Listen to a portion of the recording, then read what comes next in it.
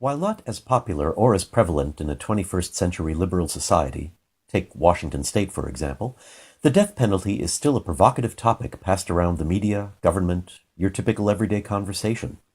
Mainly reserved for premeditated murder, some states even imposed it for the following: treason, robbery, kidnapping, and witchcraft, just to name a few. Another rule in the death penalty handbook is that you have to be 18 or older in order to receive it. Some states have played loosely with this rule.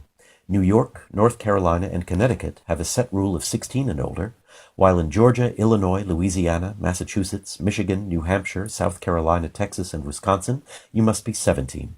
All the other states have an 18 and older rule as dictated by individual laws. Throughout history, executions of individuals younger than 16 haven't happened much in the United States, yet they do happen.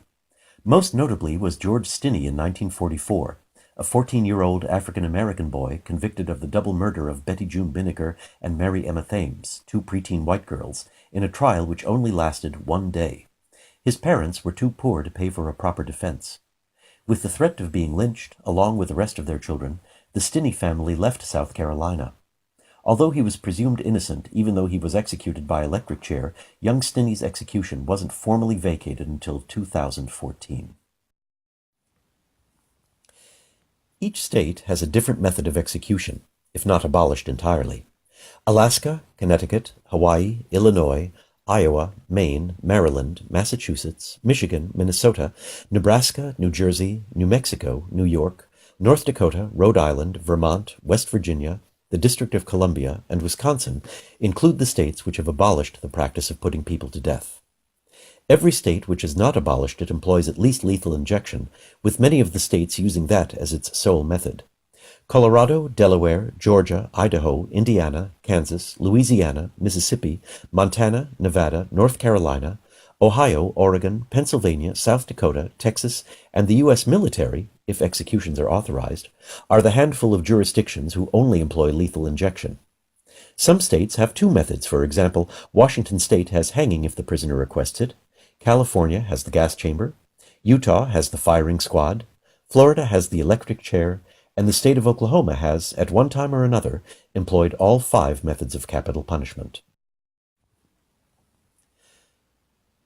Race plays a prominent factor as well in the practice of the death penalty.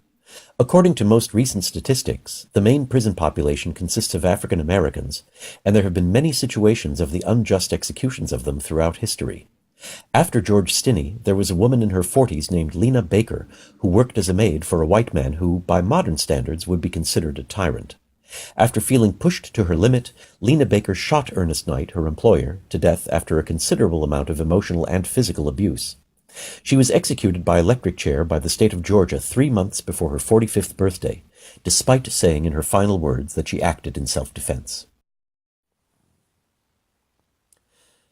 In 2001, Oklahoma approved an execution of another African-American woman, Wanda Jean Allen, one of the Oklahoma Three, the 3 women executed by Oklahoma.